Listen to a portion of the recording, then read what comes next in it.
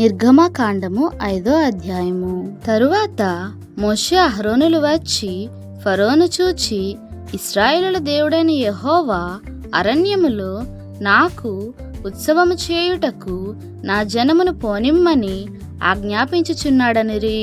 ఫరో, నేను అతని మాట విని ఇశ్రాయేలీలను పోనిచ్చుటకు యెహోవా ఎవడు? నేను యెహోవాను ఎరుగను, ఇశ్రాయేలీలను పోనీయననెను.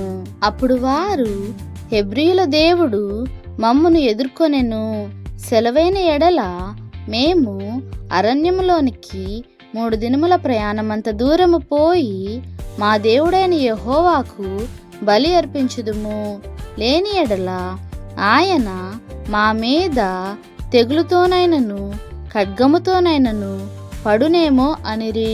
అందుకు ఐగుప్తు రాజు మోషే, అహరోను, ఈ జనులు తమ పనులను చేయకుండా మీరేలా ఆపుచున్నారు? మీ బరువులు మోయుటకు పొండనెను. మరియు ఫరో, ఇదిగో ఈ జనము ఇప్పుడు విస్తరించియున్నది, వారు తమ బరువులను విడిచి తీరికగా నుండునట్లు మీరు చేయుచున్నారని వారితో అనెను. ఆ దినమున ఫరో ప్రజలపైనున్న కార్యనియామకులకును వారి నాయకులకును ఇట్లు ఆజ్ఞాపించెను, ఇటుకలు చేయుటకు మీరు ఇక మీదట ఈ జనులకు గడ్డి ఇయ్యకూడదు, వారు వెళ్ళి తామే గడ్డి కూర్చుకొనవలెను. అయినను వారు ఇదివరకు చేసిన ఇటుకల లెక్కనే వారి మీద మోపవలెను, దానిలో ఏమాత్రమును తక్కువ చేయవద్దు.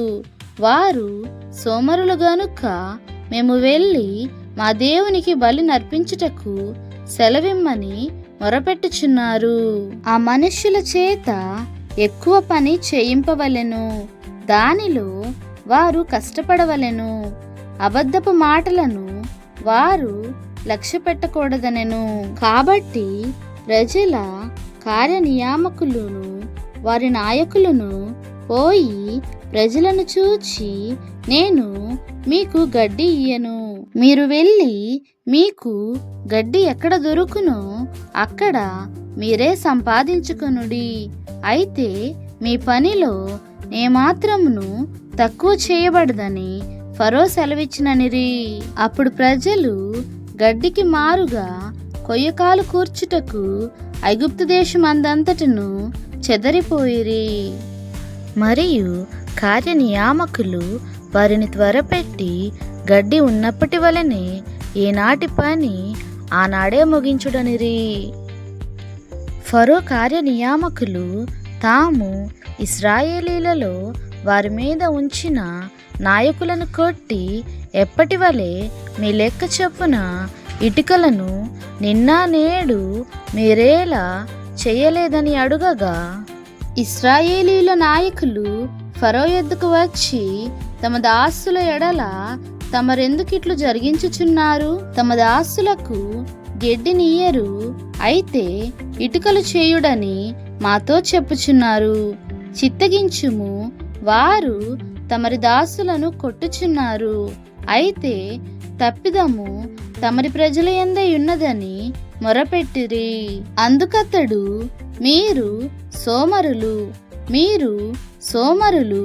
అందుచేత మేము వెళ్ళి యెహోవాకు బలి నర్పించుటకు సెలవిమ్మని మీరు అడుగుచున్నారు. మీరు పొండి పనిచేయుడి, గడ్డి మీకియ్యబడదు, అయితే ఇటుకల లెక్క మీరప్పగింపక తప్పదని చెప్పెను. మీ ఇటుకల లెక్కలు ఏమాత్రమును తక్కువ చేయవద్దు, ఏనాటి పని ఆనాడే చేయవలెనని రాజు సెలవీయగా, ఇశ్రాయేలీల నాయకులు తాము దురవస్థలో పడియున్నట్లు తెలుసుకొనిరి. వారు ఫరో యొద్ద నుండి బయలుదేరి వచ్చుచు తమ్మును ఎదుర్కొనుటకు దారిలో నిలిచియున్న మోషే, అహరోనులను కలుసుకొని, యెహోవా మిమ్మును చూచి న్యాయము తీర్చునుగాక, ఫరో ఎదుటను అతని దాసుల ఎదుటను మమ్మును అసహ్యులునుగా చేసి మమ్ము చంపుటకై వారి చేతికి ఖడ్గమిచ్చితిరని వారితో అనగా, మోషే యెహోవా యొద్దకు తిరిగి వెళ్ళి, ప్రభువా, నీవేలా ఈ ప్రజలకు కీడు చేసితివి, నన్నేల పంపితివి? నేను నీ పేరట మాటలాడుటకు ఫరో యొద్దకు వచ్చినప్పటి నుండి అతడు ఈ జనులకు కీడే చేయుచున్నాడు. నీ జనులను నీవు విడిపింపను లేదనెను. దేవునికే మహిమ కలుగునుగాక. ఆమేన్.